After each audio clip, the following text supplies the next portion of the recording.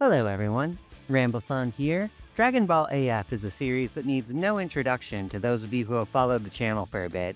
But for all newcomers, first off, welcome. Thank you for joining us, and don't forget to hit like and subscribe. And second, the long and short of it is that it was a fan comic created by the guy who would go on to make the official Dragon Ball promotions and even be the illustrator behind Super. Because of this, the comic had to get canceled, leaving many readers unsatisfied. The last chapter we got was obviously cobbled together at the last minute and lacks a polished feel, but at some point, incomplete storyboards of what would have been the definitive ending leaked. These storyboards circulated for about 6 years, leaving fans to speculate about the real ending. But in 2018, someone named Rogeru finished up the unfinished storyboards, before later going on to continue the project under his own name. That's right, we actually got fanfiction of a fanfiction.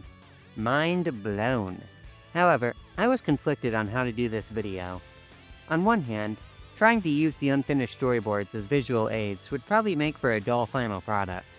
While on the other hand, this series was created to study Toyotarou's creative capabilities.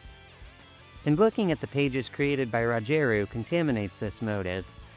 That's why I'm going to try to get by only showing the rough sketches, while occasionally using the fan-made pages when the sketches are particularly rough. Without further ado, I now present the real Chapter 5 of Dragon Ball AF. We begin with Zycor cursing the Z-Warriors for making him look like a fool. You don't need me to make you look like a fool. You're darn right I don't! Like every Dragon Ball character, when unsure what to do, Zycor defaults to aura farming. Werther's original Krillin has a plan, but Vegeta Batmans away before he can share it. Doing that to Krillin I can understand, but evading the beverages gaze wasn't something I was expecting. Vegeta hopes that if he gets sus enough, he can bait Zycor into a fight. But Zycor responds with some rage bait of his own, and Vegeta scolds him about getting cocky. Alright, you all know the drill, everyone.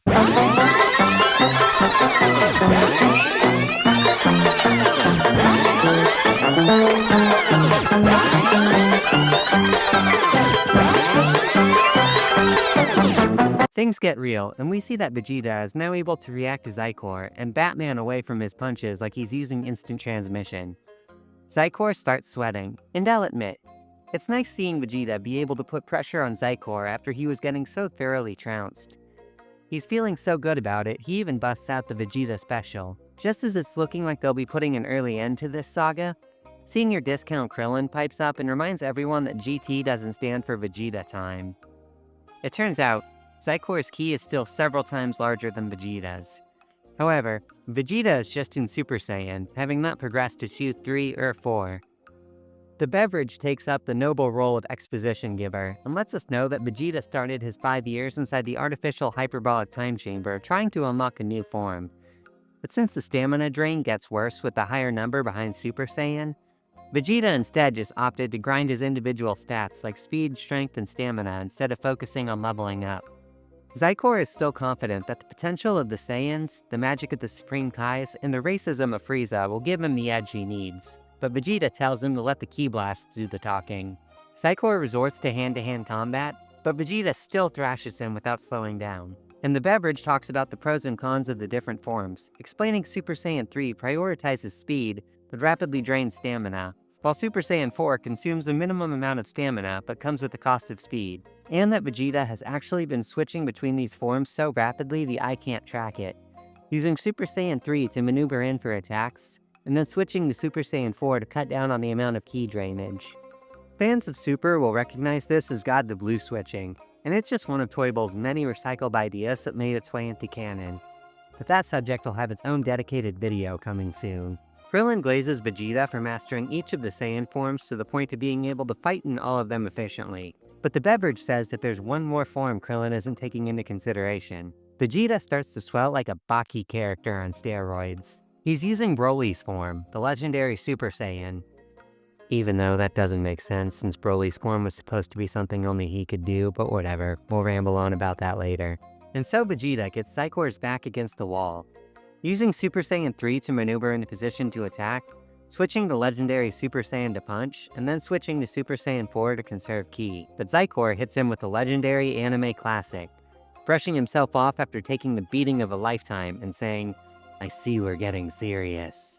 After seeing all of Vegeta's transformations, he asks what Vegeta thinks a half Saiyan, half Supreme Kai, and half racist transformation would look like. He asks his mother for permission to go all out, but when he gets ghosted, he immediately starts tweaking, asking where his mom is. Let me tell ya, no one has ever grinned while telling someone their mother was killed bigger than Vegeta did it while telling Zycor.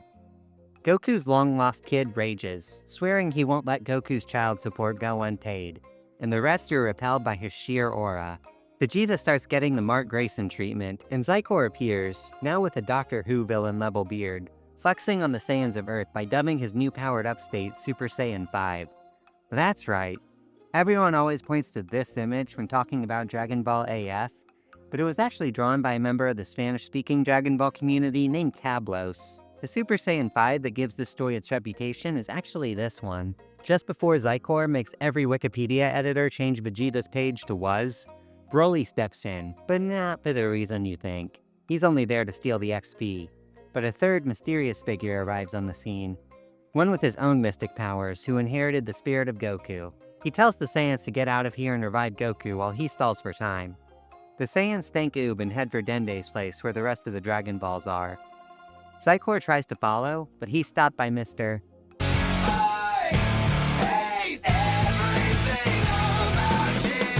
And he also absorbed what little aura Yamcha had for good measure. Krillin begs Yam Shinhan not to do this and asks Zycor to ignore him.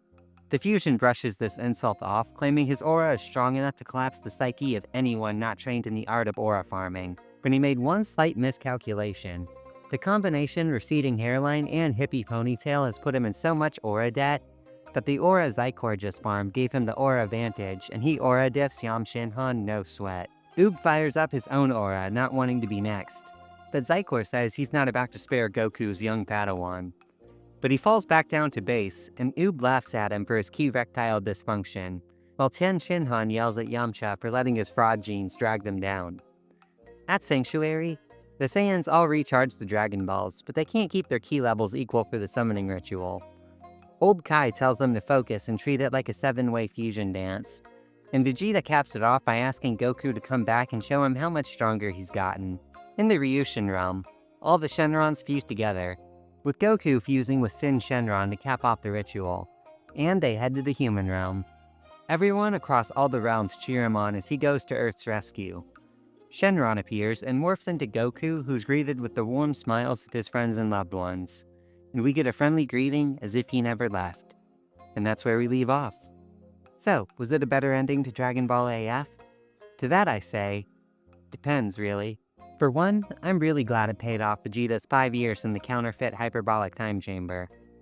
To get told Vegeta spent 5 years doing nothing but grinding in solitude, only to never see the end results, was the biggest rug pull of the entire series. And there was a lot here for people who just came looking to see some hype Dragon Ball stuff and nothing more.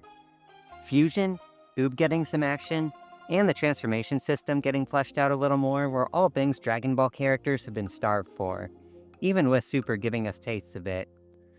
But as far as giving us closure to the characters, this ending, well, I did like how we got to see Zycor crash out. Him realizing he's lost his mother, the one he was fighting to impress, and deciding to just go scorched earth was essentially the peak of his fall from grace.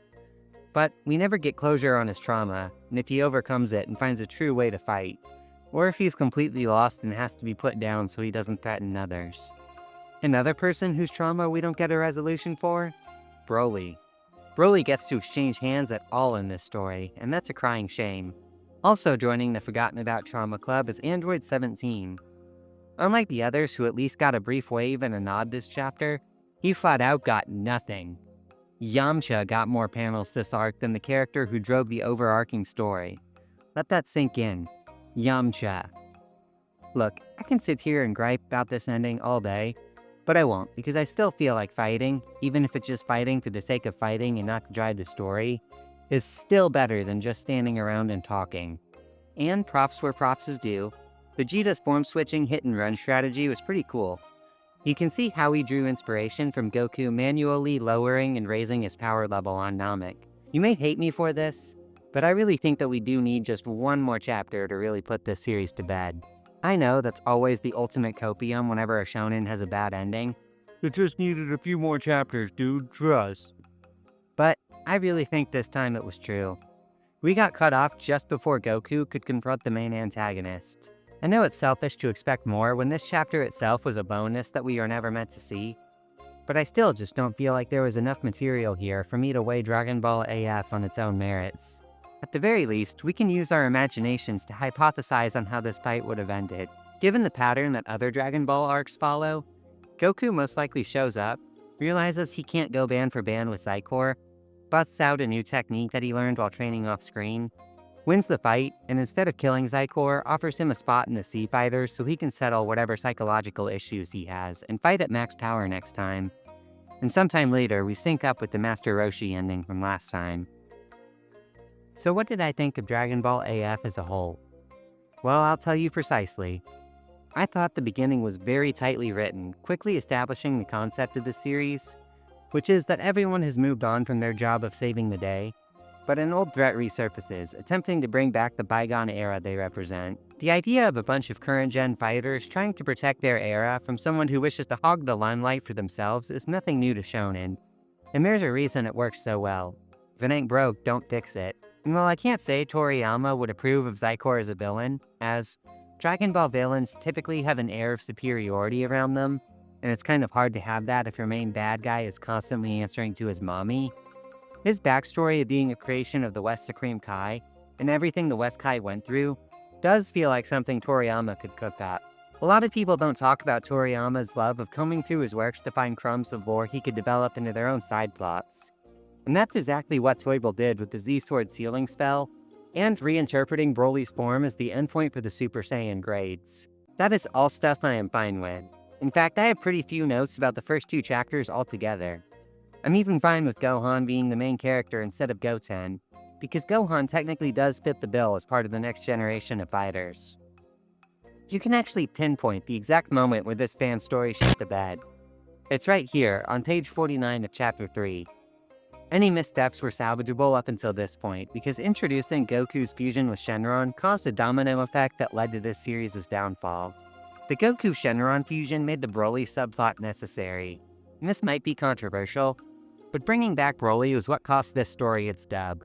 Not only did it introduce another huge plot thread that had to be resolved, but Broly is a fighter from the old generation. Putting the spotlight on him detracts from the main theme of the new generation and Vegeta, trying to figure out their problems and fight for themselves. This next part might sound hypocritical, but I think bringing Goku back, another old-gen fighter, would have been fine because Goku is directly tied to resolving the arc of one of the main villains. Heck, they even mention the idea of not needing to resolve the fight through fists and being able to talk it out. Goku being able to proceed Psychor into accepting that his era has passed and he just needs to accept that he missed it, and inviting Psychor back to the Ryushin realm with him where they could make up for quality father and son time together, would have been a perfectly serviceable ending. But crowding up the manga with the Psychor plotline, Goten's plotline of living up to the mantle of Earth's protector, Broly's plotline of becoming the strongest Saiyan, and Android 17's plotline of earning redemption, just crowded the pages so much that no particular plot thread got to breathe. I'm glad Toyotarou got to redeem himself by working on the official series, where his contributions to the series have been far more thought out. I'll conclude my review of Dragon Ball AF by saying this chapter cemented its legacy, not as a masterpiece, but as a foothold needed to boost this series to new heights. It allowed Toyotarou to flex his knowledge of Dragon Ball as a true fan, while working to develop the ideas he would implement to much greater success in Super. I won't pretend that this 5-ish chapter miniseries is some hidden gem, but I also won't claim Toyotarou as evil just because he swung and missed a few times. Everyone, no matter what craft they decide to pursue, needs time to hone their skills. And I think Dragon Ball AF was a great first step on Toyotarou's journey. Now that the franchise is in his hands, I'll be eagerly awaiting to see what comes next. Goodbye, everyone.